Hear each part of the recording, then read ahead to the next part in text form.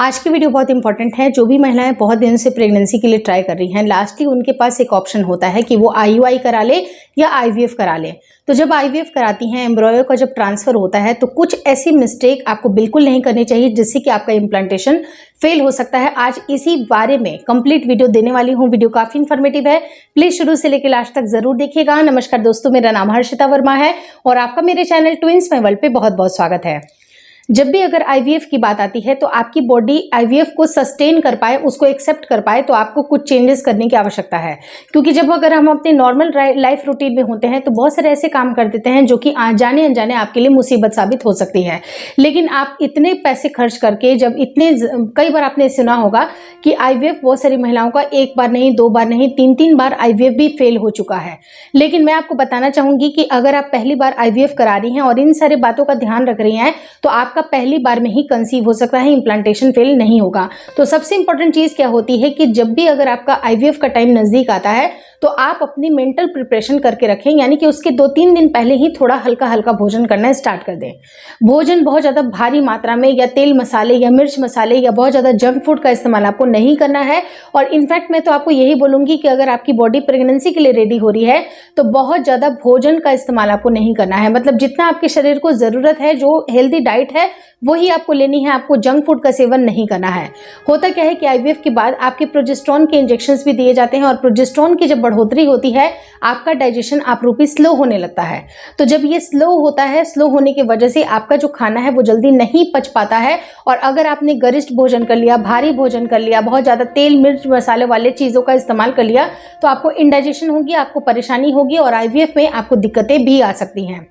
दूसरी चीज है कि आईवीएफ जनरली छोटे शहरों में नहीं होता है, बड़े शहरों में होता है। और बहुत सारी महिलाएं अपने शहरों से बड़े शहर में जाती हैं, वहां पर आईवीएफ कराती हैं, या बहुत सारी सुविधाएं कई बार छोटे शहरों में अवेलेबल नहीं होती हैं। तो होता क्या है कि उनको कई बार ट्रैवलिंग करना पड़ता है। तो ट्रैवलिंग अगर आपका 3 से 4 घंटे की दूरी पे अगर आपका घर है तो आप घर उसी दिन जा सकती हैं। लेकिन आपको अगर ज्यादा समय लग रहा है, आपको लगता है कि आपकी बॉडी को जर्क आ सकता है, तो आप कोशिश करें कि हॉस्पिटल में ही 1 से 2 दिन स्पेंड कर लें, या तो एडमिट हो जाए या फिर आप कोशिश करें कि उसी शहर में थोड़ा 1 से 2 दिन ठहरने की व्यवस्था कर ले, ताकि आपको 1 से 2 दिन जो होने वाला जो जर्क है वो आपको महसूस ना हो। कई बार क्या होता है कि रास्ते बिल्कुल आसान होते हैं, आपको लगता है कि नहीं 2 घंटे का रास्ता है, मैं आराम से अपने घर जा सकती हूँ।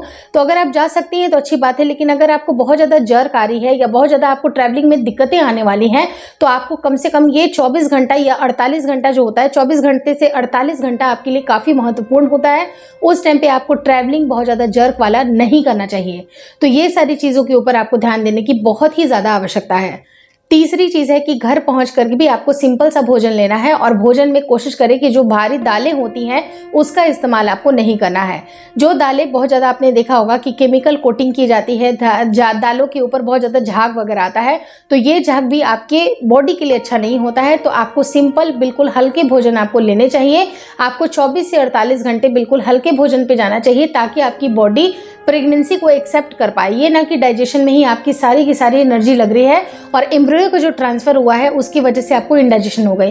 तो ऐसे कोई भी गरिष्ठ दाल, जो दाल होती है वो काफ़ी ज़्यादा भारी होती है पचने में, तो हल्के दाल जैसे कि मूंग की दाल हो सकती है, आप उसका इस्तेमाल कर सकते हैं। मूंग दाल की खिचड़ी, साबूदाने की खिचड़ी, हल्की अगर आप भोजन का इस्तेमाल करती हैं तो उससे आपके पेट को भी आराम मिलता है।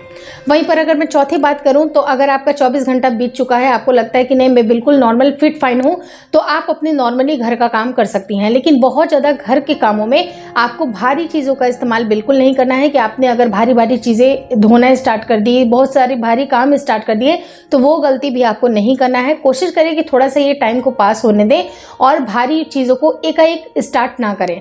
आपकी बॉडी इस टाइम पे प्रेगनेंसी के लिए रेडी हो रही है, आपकी बॉडी में बहुत सारे फिजिकल चेंजेस हो रहे हैं, तो आप कम से कम कोई भी ऐसे भारी काम, घरेलू काम बिल्कुल ना करें। जैसे कि झाड़ू पोछा में भी आपको कई बार झुकना पड़ता है, तो आपको वो सारे काम भी अवॉइड करने हैं। आप बिल्कुल अपने शरीर को थोड़ा सा आराम दे करके चलेंगे तो आपका पहली बार में भी आईवीएफ सक्सेसफुल हो सकता है। बहुत सारी महिलाएं डर डर के पानी बहुत कम मात्रा में पीती हैं। उनको लगता है कि बार बार मैं यूरिन पास करने जाऊंगी तो उनका आईवीएफ में भी फेल हो सकता है, लेकिन ये एक आपकी बहुत बड़ी भूल है। आपको बहुत अच्छी मात्रा में पानी का सेवन करना है। जितनी अच्छी मात्रा में पानी अगर आप पीजिएगा, आपकी बॉडी में जो टॉक्सिन्स बन रहे हैं वो सब कुछ रिमूव हो जाएंगे, और टॉक्सिन्स अगर रिमूव होंगे तो आपकी बॉडी में यूटीआई होने की समस्या बहुत कम बनेगी। यानी कि अगर आपने अपने यूरिन को बहुत देर तक होल्ड करके रख लिया तो यूटीआई की समस्या इससे ज़्यादा बनती है। तो आप कोशिश ये करें कि आपको टाइम टू टाइम आपको पानी जरूर पीना है। दिन भर में 3 से 4 लीटर पानी आपको जरूर पीना है। यूरिन पास करने भी जाइए, बिल्कुल आराम से यूरिन पास कर सकते हैं, लेकिन हाँ, हड़बड़ी में दौड़ना या फिर बहुत जर्क का मतलब आपको अपने शरीर के ऊपर ध्यान देना है। बहुत ज़्यादा जर्क नहीं आपको शरीर को झिलवाना है। तो होता क्या है कि आप अपने यूरिन को पास कर सकती हैं, और यूरिन को बहुत ज़्यादा होल्ड करके आपको नहीं रखना है। तो ये सारे काम आपको ज़रूर करने चाहिए। छोटी छोटी सी बातें हैं, लेकिन ये काफ़ी काम की हैं, और आपको जान करके बहुत हैरानी होगी कि इस टाइम पे आपकी बॉडी में प्रोटीन की आवश्यकता काफ़ी ज़्यादा होती है, और डाइजेशन को अच्छी तरह से क्लियर करने के लिए आपको फाइबर युक्त चीज़ें भी ज़रूर लेनी चाहिए, जिससे कि आपका बॉवेल अच्छी तरह से क्लियर हो पाए। और प्रोटीन जो आपको हेल्प करता है वो आपके बिल्डिंग ब्लॉक्स का काम करता है, आपके शरीर के जो सेल की रिपेयरमेंट होती है उसका काम करता है। तो आपको प्रोटीन की भी अच्छी मात्रा बना करके चलनी है, ताकि आपकी बॉडी में ये जो एम्ब्रायो इम्प्लांट हुआ है वो अच्छी तरह से इम्प्लांट हो जाए और आपकी प्रेगनेंसी सक्सेसफुल हो जाए। क्योंकि बहुत सारी महिलाओं ने छोटी छोटी सी मिस्टेक की है, और जिसका खामियाजा उनको भुगतने के लिए मिला है, और उनकी प्रेगनेंसी फेल हो चुकी है, उनका इम्प्लांटेशन फेल हो चुका है, और वो भी एक बार नहीं बल्कि 2 बार 3 बार तक उनके आईवीएफ भी फेल हो चुके हैं। तो आपको ऐसी कोई भी मिस्टेक नहीं करनी है। और last but not the least, आपको कोई भी ऐसी मेडिकेशन का इस्तेमाल नहीं करना है जिसके बारे में आप नहीं जानते हो। आपको लगता है कि नहीं ठीक है, प्रेगनेंसी जब हो जाएगी तब हम प्रिकॉशन रखेंगे, लेकिन इम्प्लांटेशन का भी टाइम काफ़ी महत्वपूर्ण होता है। इस टाइम पे भी आपको जाने अनजाने कोई भी ऐसी मेडिसिन जिसके बारे में आपको नहीं पता है उसका इस्तेमाल आपको नहीं करना है, और अनावश्यक किसी तरह का स्ट्रेस ना लें। अब बार बार आईवीएफ के बारे में ना सोचते रहें। आपकी बॉडी में अगर इम्प्लांट हो गया है उसके बाद आप थोड़ा सा उसको भूलने की कोशिश करें। बार बार आपको ये लगेगा क्या फेल होगा, क्या इम्प्लांट हो जाएगा, क्या प्रेगनेंसी रुकेगी या फिर से फेल हो जाएगा, या पास्ट कोई आपकी हिस्ट्री रही हो इस तरह की जो कि बैड कॉन्सिक्वेंसेज रहे हो, तो आपको इन सबको छोड़ना पड़ेगा। स्ट्रेस को बिल्कुल कम कर देना पड़ेगा, छोड़ना पड़ेगा, तब जाके आपके आईवीएफ के सक्सेस रेट काफ़ी ज़्यादा हाई होंगे। तो ये सारे जो टिप्स मैंने आपको बताए हैं, मैंने 7-8 पॉइंट यहाँ पर डिस्कस किए हैं। इसको अगर आपने अपना लिया तो एक बार में भी आपका आईवीएफ सक्सेसफुल हो सकता है। Hopefully this video helps you. Video अच्छी लगी तो प्लीज़ लाइक कर दीजिएगा। चैनल पे नए हैं तो चैनल को ज़रूर शेयर और सब्सक्राइब करें। मुझे इंस्टाग्राम पे और फेसबुक का जो मेरा पेज है उसको लाइक और शेयर करना बिल्कुल ना भूलें। Thank you so much for watching twins my world.